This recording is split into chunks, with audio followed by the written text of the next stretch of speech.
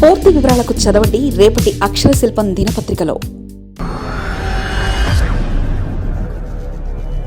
VMRDA అధికారుల బంగారు బాధ్యత.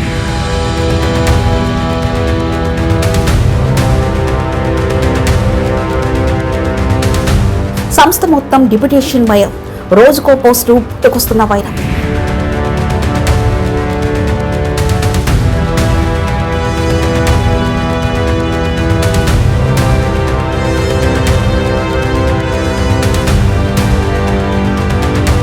అధికారులు లేకుండానే నియామకం, సిఈ నుండి ప్రారంభమై ఇప్పుడు ఓఎస్డీ వరకు ఆ పోస్టులకు డిప్యూటేషన్ పై వచ్చిన వారే.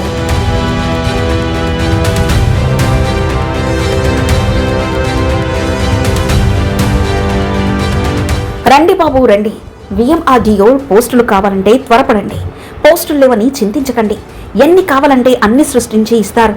కొత్త ఛాంబర్లు ఏర్పాటు చేసి కొత్త సీటు కొనేసి మరీ ఇస్తాం.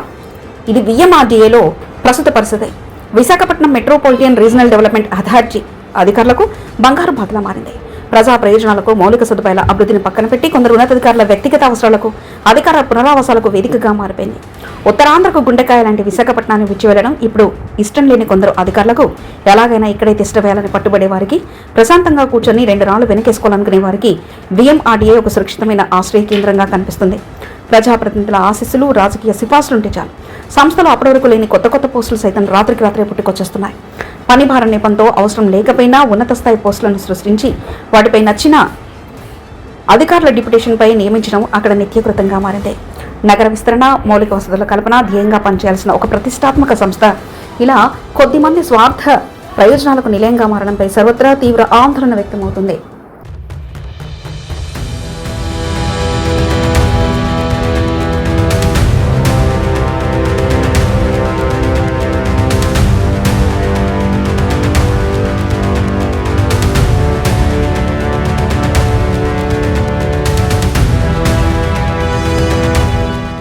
ముందుగా సంస్థలోని ఇంజనీరింగ్ విభాగానికి డిప్యూటేషన్ జరగబట్టింది. అప్పటి నుంచి క్రమక్రమంగా అన్ని విభాగాలకు పాకింది. గతంలో సంస్థలో కేవలం ఒక సూపరింటెండెంట్ ఇంజనీరింగ్ పోస్టు మాత్రమే అత్యున్నతమైనదిగా ఉండేది. అయితే ప్రాజెక్టుల పర్యవేక్షణ పేరుతో కొన్నేళ్ల క్రితం కొత్తగా చీఫ్ ఇంజనీర్ పోస్టును క్రియేట్ చేసి ఒక అధికారిని డిప్యూటేషన్ మీద ఇక్కడికి తీసుకొచ్చారు. అక్కడి నుంచి ప్రారంభమైన కొత్త పోస్టుల సృష్టి ఇప్పుడు తారాస్థాయికి చేరింది. సిఈ తర్వాత లేని జాయింట్ కమిషనర్ పోస్టును సృష్టించారు. అయితే అసలు క్యాడర్ స్ట్రెంత్లోనే ఆ పోస్టే లేకపోవడంతో ఆ జాయింట్ కమిషనర్కు కనీసం ఎటువంటి అధికారాలు కూడా ఉండేవి కాదు. చాలా ఏళ్ల తర్వాత ప్రస్తుత కమిషనర్ తేజ్ భరత్ సదర్ జేసీకి కేవలం 5 లక్షల రూపాయల వరకు చెక్కులపై సంతకాలు చేసి పవర్నిచ్చారు. కానీ ఆ జాయింట్ కమిషనర్ కూడా విధి నిర్వహణలో తీవ్ర నిర్లక్ష్యం ప్రదర్శిస్తున్నారన్న నేపంతో చివరికి కమిషనర్ ఆయనను ప్రభుత్వానికి సరెండర్ చేశారు. జేసీ లాంటి కీలక పోస్టులకే సరైన అధికారాలు, పనులు లేని పరిస్థితి ఉంటే ఇప్పుడు తాజాగా మరికొన్ని ఉన్నత స్థాయి పోస్టులను పుట్టించడం వెనుక పెద్ద ఎత్తున అంతర్గత వ్యూహాలు నడుస్తున్నాయనే ఆరోపణలు బలంగా వినిపిస్తున్నాయి. తాజా పరిణామాల్లో భాగంగా జాయింట్ కమిషనర్కి అధికారాలు లేవని తెలిసినప్పటికీ కొత్తగా అడిషనల్ కమిషనర్ పోస్టును సృష్టించడం గమనార్హం. ఆ పోస్టులో గతంలో ఇక్కడే సెక్రటరీగా పనిచేసి వెళ్లిన కీర్తి అనే అధికారిని నియమించారు. వాస్తవానికి గ్రూప్ 1 వివాదంలో కోర్టు ఇచ్చిన ఆదేశాల ప్రకారం ఆమెకు ఏదైనా నాన్ పోకల్ పోస్ట్ అంటే ప్రాధాన్యత లేని పోస్ట్ ఇవ్వాల్సి ఉంది. కానీ ఆమెకు ఎలాగైనా వైశాఖలో లూప్ హోల్లో కల్పించాలనే ఉద్దేశంతో కొత్తగా అడిషనల్ కమిషనర్ పోస్టును క్రియేట్ చేసి మరీ స్థానాన్ని కట్టబెట్టడం గమనార్హం. అలాగే పీపీపీ ప్రాజెక్టుల కోసం అంటూ ఇప్పటి వరకు సంస్థ చరిత్రలో ఎన్నడూ లేని విధంగా ఆఫీసర్ అన్స్పెషల్ డ్యూటీ పోస్టును క్రియేట్ చేశారు. అందులో భాగంగానే ఇటీవల కృష్ణనాయక్ అనే అధికారి వచ్చి చేరారు. ఇలా కావాల్సిన అధికారులందరికీ విఎంఆర్డీఏలో లేని పోస్టులను సృష్టించడం, దానికి డిప్యూటేషన్పై అధికారులను నియమించడం ఇక్కడ ఒక పరిపాటిగా మారింది.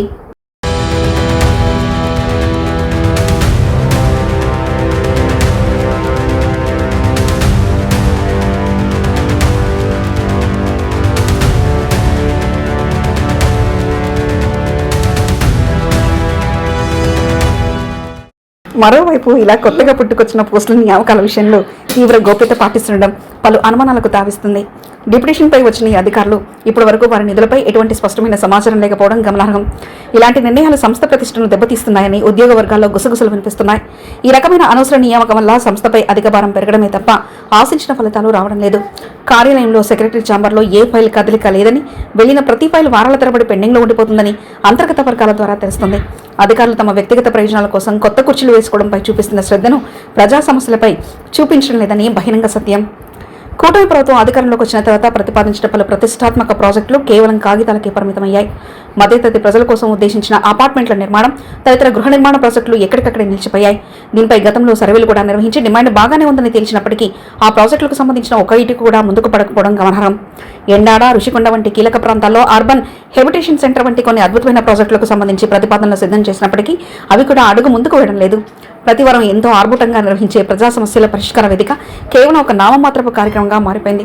బాధితులు తమ సమస్యలను అధికారుల దృష్టికి తీసుకెళ్లినా వాటికి సరైన పరిష్కారం లభించడం లేదు. పనిచేసే సంస్థగా కాకుండా కేవలం రికమెండేషన్లపై వచ్చే అధికారుల పునరావాస కేంద్రంగా విఎంఆర్డీఏ ముద్రపడిపోయింది. ఈ తరహా పరిణామాల వల్ల ప్రస్తుత ప్రభుత్వానికి కూడా ప్రజల్లో చెడ్డ పేరు వచ్చే అవకాశాలు స్పష్టంగా కనిపిస్తున్నాయి. ఇప్పటికైనా ప్రభుత్వం స్పందించి పోస్టుల దృష్టిపై కాకుండా పెండింగ్ ప్రాజెక్టును త్వరితగతిన పూర్తి చేయడంపై దృష్టి సారించాల్సిన అవసరం ఎంతైనా ఉంది.